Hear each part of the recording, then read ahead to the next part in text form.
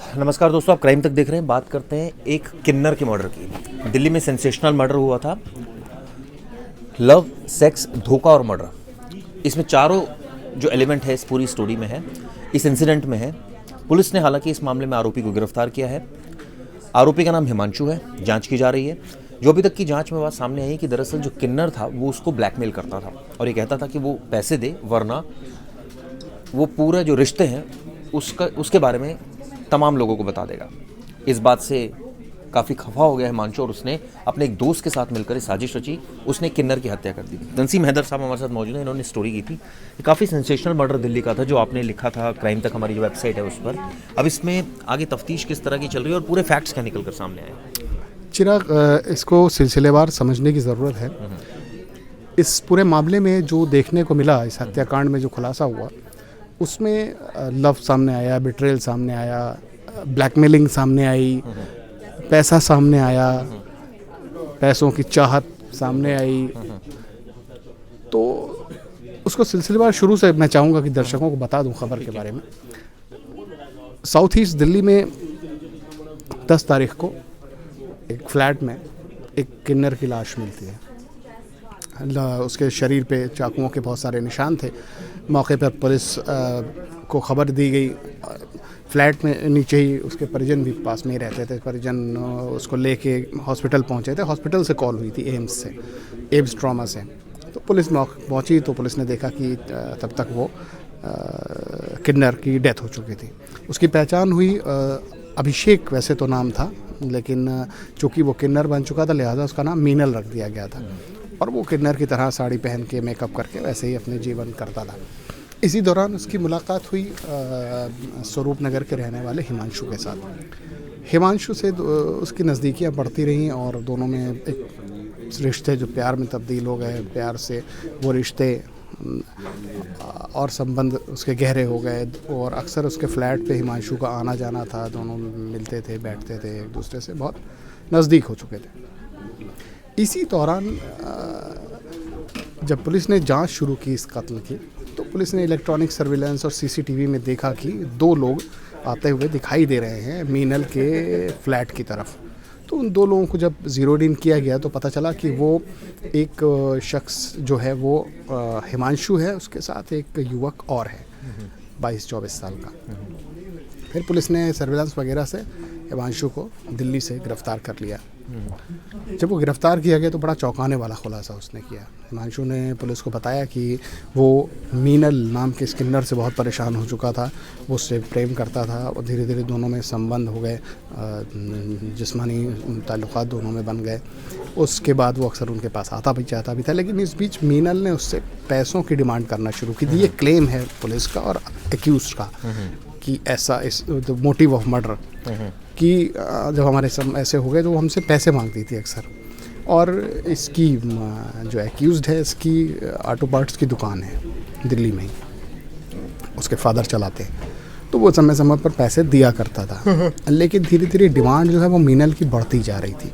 वो इन संबंधों के आड़ में उससे बहुत पैसा वसूल रही थी और मांगती रहती थी। जब ये असमर्थ होता था तो मीनल उसको धमकी देती थी कि हम ये सारी चीज़ें तुम्हारे फादर को बता देंगे। मीनल उसका पता भी जानती थी, घर का पता भी जानती थी, उसकी शॉप का पता भी जानती थी, लिहाजा वो डरता था। और बहुत डर के फिर उसने एक दिन ये फैसला किया कि मीनल को जो है ख़त्म ही कर देते हैं, रास्ते से हटा देते हैं। फिर हिमांशु ने अपने शॉप पे काम करने वाले एक सोनू नाम के युवक के साथ उसको लालच दी कि हम तुम्हें नया फ़ोन दिलाएंगे और तुम हमारे साथ चलना पड़ेगा और ऐसा एक है, उसको हमें ख़त्म करना है। सोनू तैयार हो गया, जो कि वो दुकान में उसकी काम करता था और लालच भी उसको आया कि भाई नया मोबाइल मिलेगा मुझे। और वो मीनल के घर एज़ यूजुअल जैसे जाता था चला गया। इसी दौरान मौका देख के दोनों ने मीनल का मर्डर कर दिया। उसको चाकू मारे, स्टैबिंग की उसको, और उसको जब वो उसकी मौत हो गई वहाँ से दोनों फरार हो गए। इस फरारी के बाद पुलिस ने जब सोनू को भी गिरफ़्तार कर लिया, दोनों को गिरफ़्तार कर लिया। कुल मिला के इस मामले में खुलासा ये हुआ कि जो भी रिश्ते थे अपनी जगह सही या गलत जो भी हो सकते हैं, उसका तो हम जज नहीं कर सकते, लेकिन इसमें पैसा आ गया चिराग। जैसा हम लोग अक्सर डिस्कशन करते रहते हैं कि पैसे के लिए पिता ने बेटे को मार डाला, बेटे ने पिता को मार डाला, बेटे ने माँ को मार डाला, भाई ने भाई को मार डाला, भाई ने बहन को मार डाला, आशिक ने प्रेमिका को मार डाला, प्रेमिका ने आशिक को मार डाला। मतलब money is behind all this maximum crimes. तो इसमें भी पैसा आया, ब्लैकमेलिंग आई कि पैसा दो नहीं तो मार डालेंगे।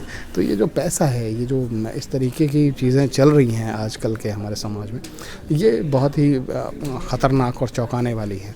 अब पैसे की जहाँ तक बात करें, अब थोड़ा इस मर्डर केस से और आगे हम बढ़ जाते हैं अगर चिराग, तो हम देखते हैं कि मैक्सिमम आज की तारीख में क्राइम की जो रिपोर्ट्स हो रही हैं, जो आप भी देखते होंगे हम भी देखते होंगे, वो फाइनेंशियल क्राइम जो हैं वो शूट अप कर गए बहुत तेज़।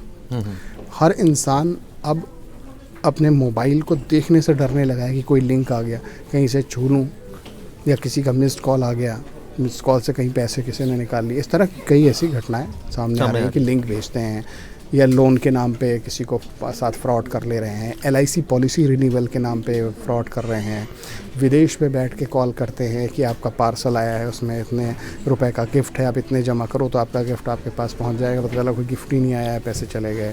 तो इस तरह की चीज़ें जो मनी माइंडेड लोग हो गए हैं आज के इस दौर में, कि पैसा, लोन, फ्रॉड, तो ये बहुत ख़तरनाक हो गया चिराग। कुल मिला के इस पूरी कहानी के पीछे का जो लब्बो लुआब वो सामने आया। आपने काफ़ी अच्छी तरीके से बताई ये कहानी, लेकिन इसमें जो एक चीज़ और निकल कर सामने आई, जो कि हम रिसर्च भी कर रहे थे और कई सारे केसेस में हमने रिसर्च करी है, कि जो फाइनेंशियल क्राइम जैसे आपने बोला शूट अप कर रहे हैं, इसके पीछे कहीं ना कहीं कुछ लोग ऐसे भी हैं जो दिखावा करते हैं। यानी कि आईफोन लेने की एक तरह से कहा जाए हैसियत नहीं है, मैं तो ये कहूँगा, लेकिन आईफोन ले लिया। अब वो कैसे लिया? EMI पर। या फिर कई लोगों ने प्रॉपर्टी लेने की हैसियत नहीं है, प्रॉपर्टी लेकिन लेनी है, दिखाना नहीं है चाहे, लेकिन लेनी है, क्योंकि चाहे एसेट बन जाए, उसकी आड़ में लोन को भी वो बहुत ज़्यादा पे किए जा रहे हैं। मतलब जितना अमाउंट, मान लीजिए 15 लिया उन्होंने, तो पता लगा जब तक वो लोन ख़त्म हुआ और वो 30 हो गया, 40 हो गया, वो इतना पे कर गया। ये चीज़ें भी बहुत देख चिराग, बहुत दूर जाने की ज़रूरत नहीं है। आप देखिए हमारे देश में जो बड़े बड़े घोटाले हुए हैं, ये इसी को चक्कर में हुए हैं। 500 करोड़ का लोन, 1000 करोड़ का लोन, 50,000 करोड़ का लोन, ऐसे लोन लिए और भाग गए। हैसियत थी नहीं, ले लिया। अब सवाल ये कि मोबाइल किसी ने EMI पे लिया, ठीक है, आप अपने शौक़ पूरे करिए, उसमें कोई बुराई नहीं, लेकिन आपको ये मालूम होना चाहिए कि आपकी आमदनी इतना है, आपका ख़र्चा इतना है। आप एक मोबाइल 2 लाख रुपए का, 1.5 लाख रुपए का ख़रीद रहे हैं, तो आप महीने में उसकी कितनी EMI देंगे? कि आप उतना कमा रहे हैं, या उसको EMI निकालने के बाद आपके जो खर्चे हैं वो प्रॉपर चलेंगे नहीं चलेंगे? कि आप, ऐसा तो नहीं आपको खाना ही नसीब ना हो, आप सारा पैसा EMI में चला गया। ऐसे ही प्रॉपर्टी का है, लोगों में इच्छाएँ, महत्व वो इतनी ज़्यादा। मैं ये डिस्कस हैदर भाई इसलिए कर रहा हूँ क्योंकि जब ये लोग इस पोजीशन पर आते हैं और जो लोग नहीं आ पाते, फिर वो दोनों में कंपटीशन होता है कि यार ये कैसे इतना अमीर हो गया, मैं क्यों नहीं हो सकता, फिर वो क्राइम की तरफ बढ़ता है। चिराग, आज की तारीख में आप देखिए, अभी मैं एक स्टडी कर रहा था, उसमें पाया कि लोगों ने फाइनेंशियल क्राइसिस के चलते बहुत सारे लोगों ने सुसाइड कर लिया, और बाद में पता चला कि उनकी उतनी बड़ी चादर नहीं थी जितना उन्होंने पैर फैला रखा था। सही बात है। वो चाहते तो उससे कम में खुश रह सकते थे, लेकिन उन्होंने कहा नहीं, हम 50 गज़ के प्लॉट में नहीं रहेंगे, हम 500 गज़ के मकान पे रहेंगे। क्यों? क्योंकि देखा देखी। अच्छा, अब क्या हुआ? Easy loan availability. आपको रोज़ 10 फ़ोन आते हैं, क्रेडिट कार्ड ले लीजिए। ठीक है, आपको क्रेडिट कार्ड रखना बुरी चीज़ नहीं है, इंसान रखे, लेकिन उसे मालूम होना चाहिए कि अगर हम क्रेडिट कार्ड है, ठीक है, अभी तो खर्च करने में मज़ा आ रहा है, इसको मैं देना भी तो पड़ेगा। ठीक बात है। तो आपको हर चीज़ इजीली अवेलेबल हो गई है, आपको किसी भी चीज़ पे लोन लेना हो, ये तो मुझे लगता है कि ये एक तरह से साजिश भी है, क्योंकि भाई आपको जो 30 लाख आप नहीं दे सकते, बैंक ने आपके लिए कितनी आसान सुविधा कर दी कि आप मत दीजिए, आप थोड़ा थोड़ा करके दीजिए, और वो 30 की जगह 60 आपसे वसूल लेते हैं। आप जरा देखिए सड़कों पे अचानक से गाड़ियाँ इतनी तेज़ से क्यों बढ़ गई हैं? पहले सड़कें खाली होती थी। सही बात है। क्योंकि लोन, जब से लोन पॉलिसी आई ना, अब बस जो 5,000 रुपये जमा करो, 5 लाख की गाड़ी ले आओ, 10,000 जमा करो, 10 लाख की गाड़ी ले आओ, लोन ले लो, आप गाड़ी चलाओ। लेकिन अब आपने जो 10 लाख लिए, उसको आपको 15 लाख देने ही पड़ेंगे। आपको ये मालूम होना चाहिए, उस 10 लाख आप ले रहे हो तो भाई उसके 10,000 रुपये महीने आपके कटेंगे ही कटेंगे। अब आपकी सैलरी 30,000 रुपये, 10,000 कट गए, 10,000 किराए में चले गए, आपके खाने पीने के लिए क्या बचा?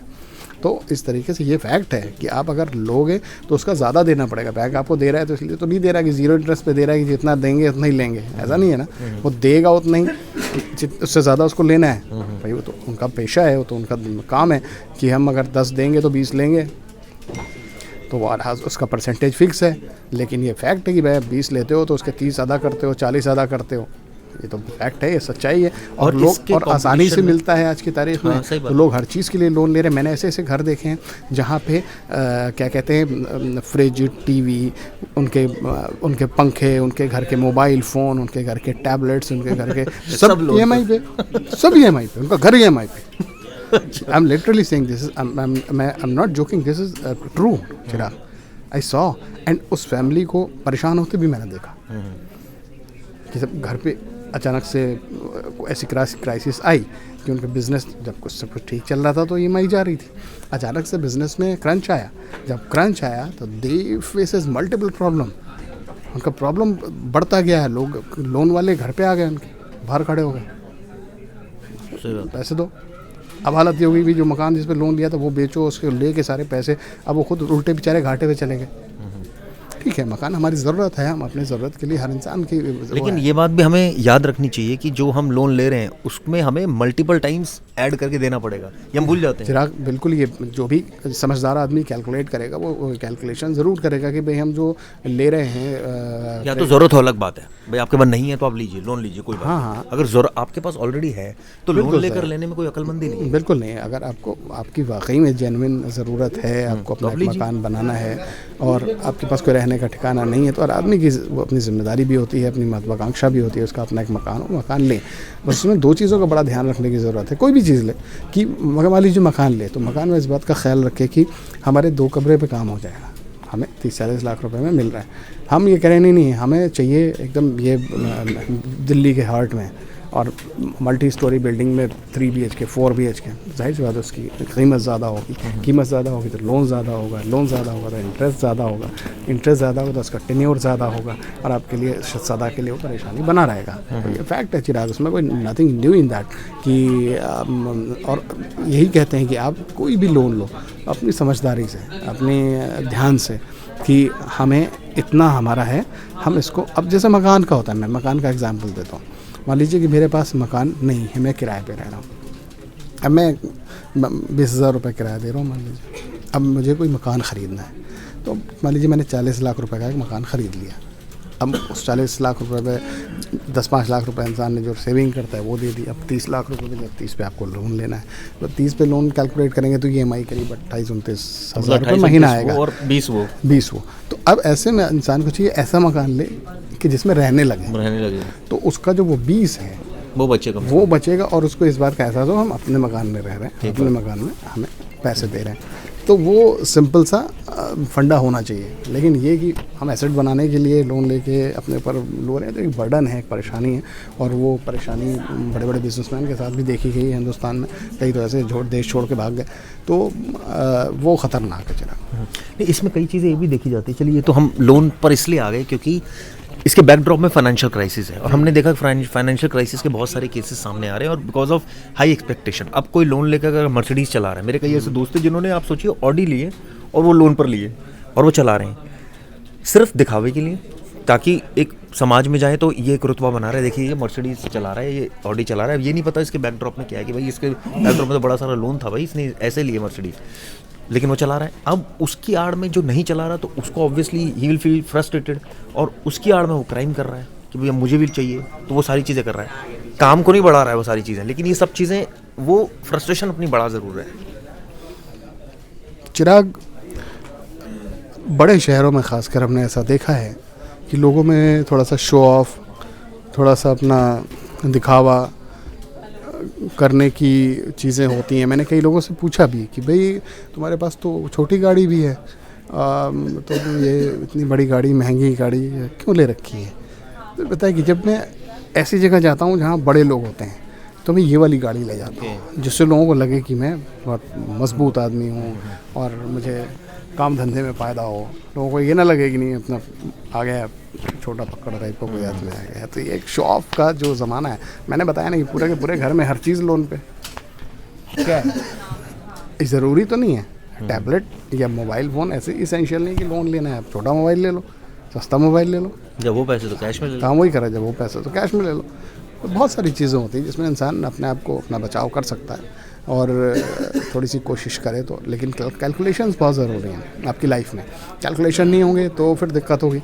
अब कैलकुलेट या तो फिर ऐसे हो कि आपने जितना लोन लिया मान लीजिए डबल उसकी फिर वैल्यू इतनी बढ़ जाए, आप कमा जाए तो अलग बात है। वो और बात है। नहीं, मैंने बहुत सारे ऐसे लोग देखे लोग जिन्होंने लोन लेके पैसा कमाया ट्रेडिंग करके।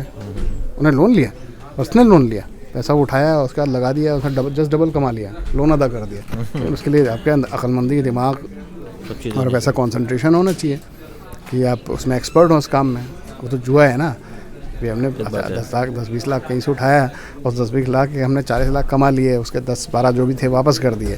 तो ये तो काबिलियत होनी चाहिए आपके अंदर। अगर है ऐसी तो फिर इसमें कोई बुराई नहीं। बहुत सारे लोग करते हैं जिनके पास अभी वो नहीं है कैपिटल, वो अरेंज करते हैं इस तरीके से।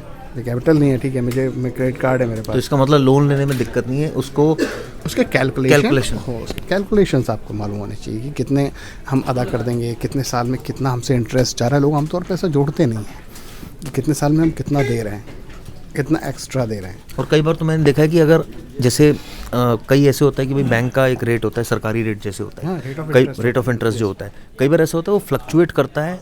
उसमें भी एक बैंक की कंडीशन होती है, अगर आपने उनको लिखा नहीं ना कि मेरा अकॉर्डिंग टू जो सरकार का चल रहा है वैसे काट लो, वो नहीं काटते। तो जब तक आप लिखोगे नहीं वो उतना ही काटते जो एक पहले चला आ रहा है। आपने चिराग जब भी लोन लिया होगा कभी, आपने उस लोन के कागज़ के एक लाइनें नहीं पढ़ी होंगी। नहीं, सही बात है। मैंने भी नहीं पढ़े और अमूमन ज़्यादातर लोग नहीं पढ़ते हैं क्योंकि इतने मोटा गट्ठर होता है, इतना कौन पढ़ता है। आदमी बताता है वो साइन कर दिए सर, यहाँ कर दीजिए, यहाँ कर दीजिए। उन कंडीशंस, उन टर्म्स एंड कंडीशन में ये सारी चीज़ें लिखी होती हैं कि आप ऐसा होगा तो आपको ऐसा करना पड़ेगा। अब जब आप उस पर जाएंगे ना कि भाई साहब ये तो हमारा रेट ऑफ इंटरेस्ट कैसे बढ़ गया, बोले सर वो तो लिखा हुआ था उसमें, वो तो आपने पढ़ा नहीं।